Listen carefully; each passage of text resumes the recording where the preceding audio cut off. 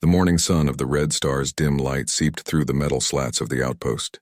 Eli woke early as he always did, his body stiff from the hard bunk.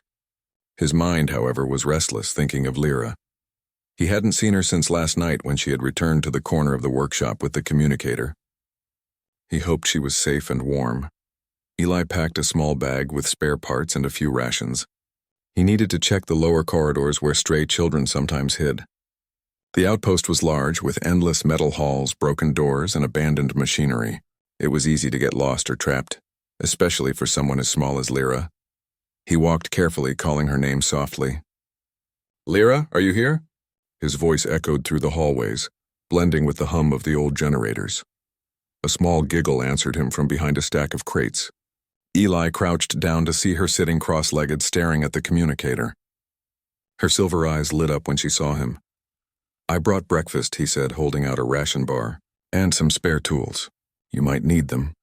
Lyra took the bar and nodded, her eyes filled with gratitude. "Thank you, Mr. Eli," she whispered. They sat together, sharing the small meal. Eli asked gently, "Did you hear anything from your mother last night?" Lyra shook her head. "No, just her voice from the old recording. But it's enough. I can hear her say she loves me. That's all I need for now." Eli nodded, understanding. Words can matter even when they come from echoes. He remembered how many soldiers had died hearing only the last voice of their loved ones. Days passed, and Eli and Lyra met every morning. He taught her small things about survival, how to find clean water in the storage bays, how to read the schematics on old machinery, and how to repair minor tools. Lyra was curious and smart. She learned quickly, repeating instructions until she could do them on her own. Eli began to notice small changes in himself, too. He smiled more often, even when alone. He started fixing not only the tools, but also broken doors and lights around the outpost. The other residents noticed and whispered. A human who had stopped caring about anything was now helping people again. One afternoon, a patrol ship arrived at the outpost. The loud hum of engines and the flashing lights sent shivers through the metal corridors. The captain, a stern human with a clipped uniform, announced over the loudspeakers that the outpost was unsafe and would be cleared immediately. All residents were to report for relocation. Lyra's face went pale. She clutched her communicator tightly, her small hands trembling. Eli noticed her fear and put a hand on her shoulder. "They'll take me away," she whispered. "I have no papers. They'll separate me, maybe forever."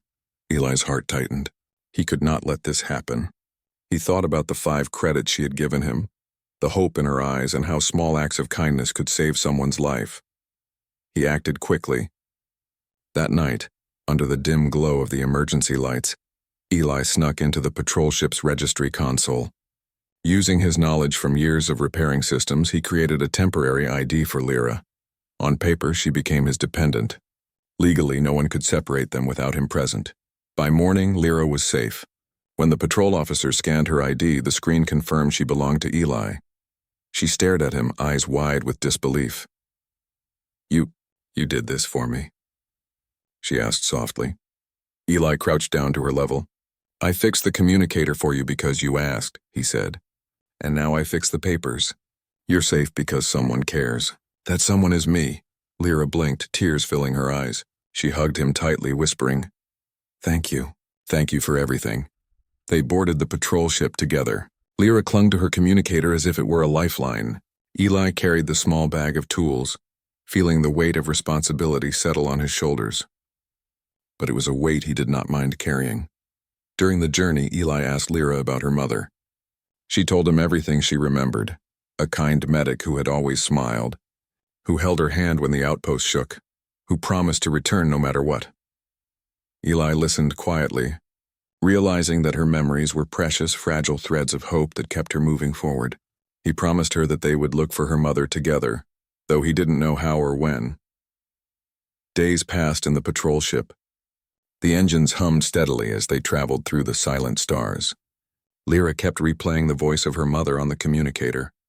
Sometimes she laughed, sometimes she cried, and Eli sat beside her, silently holding her hand. He understood that her happiness was more important than any machinery, any credit, or any mission. One night, Lyra looked at him with a serious expression. "Do you think my mother is still alive?"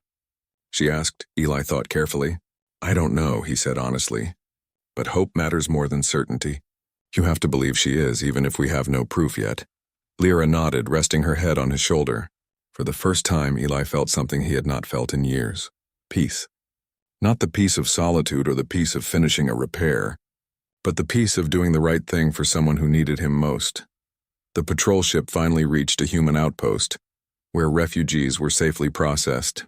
Lyra looked out the window at the sprawling settlement. Her eyes were wide with wonder. For the first time, she felt she could belong somewhere. Eli led her through the gates. Soldiers and aid workers moved quickly, but no one questioned Lyra. She walked beside him, still holding the communicator. She whispered a soft thank you again, and he smiled quietly. At night, when the lights dimmed and the settlement was quiet, Eli and Lyra sat on the roof of the human outpost. They looked at the stars above, the same stars that had watched over the old mining station. Lyra spoke softly, almost to herself. I can hear her again, she said. My mother. She says she loves me. Always.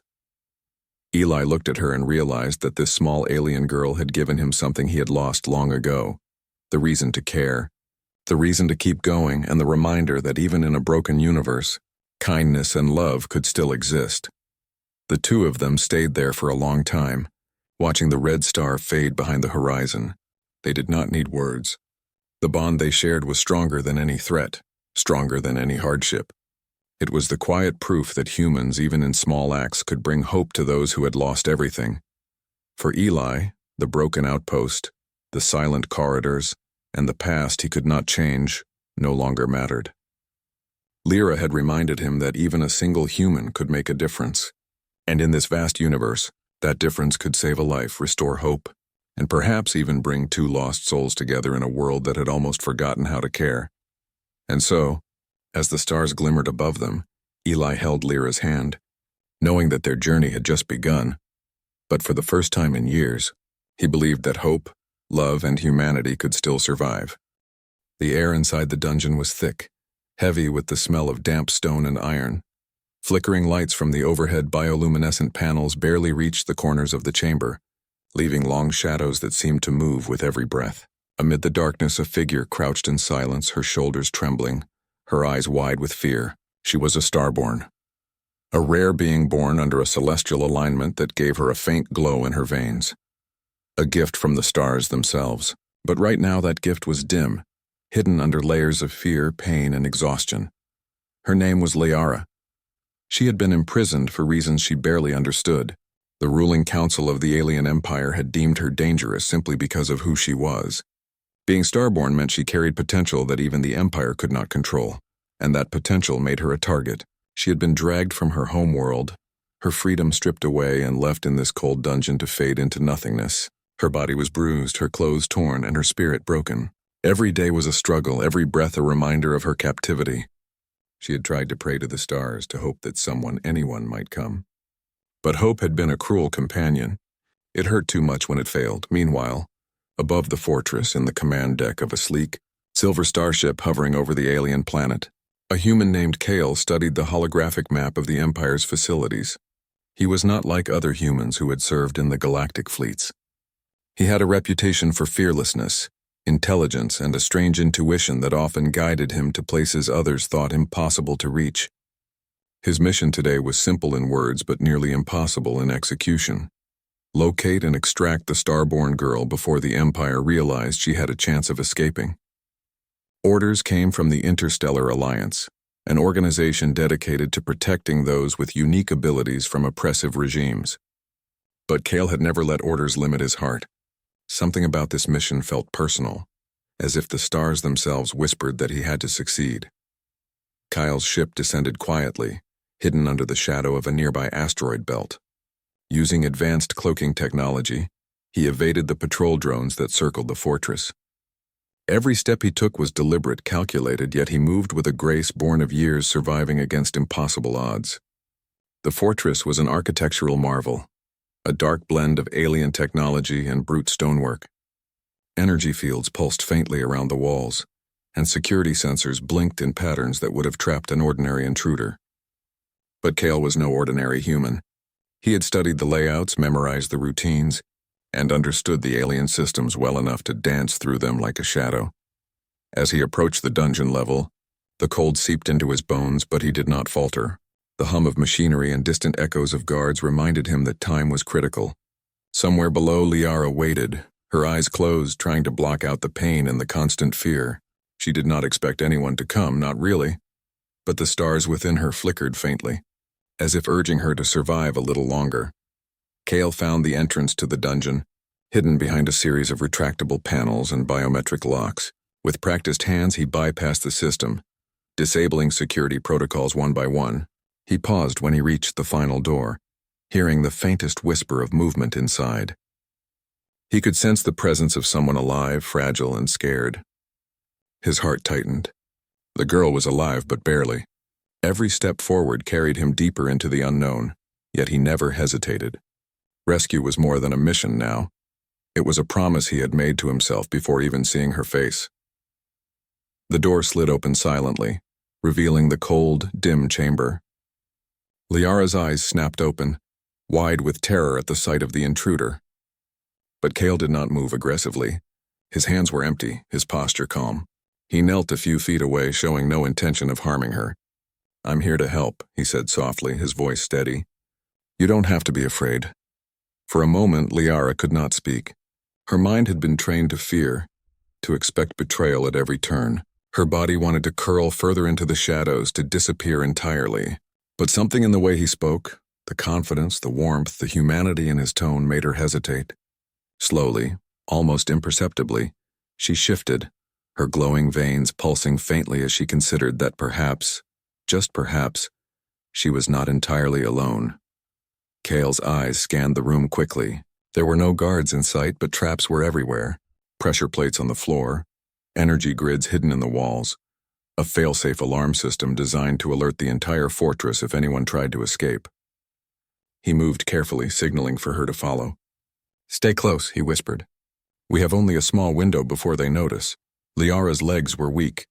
Every step felt like walking through water. Kale extended his hand, not in command, but as a gesture of support.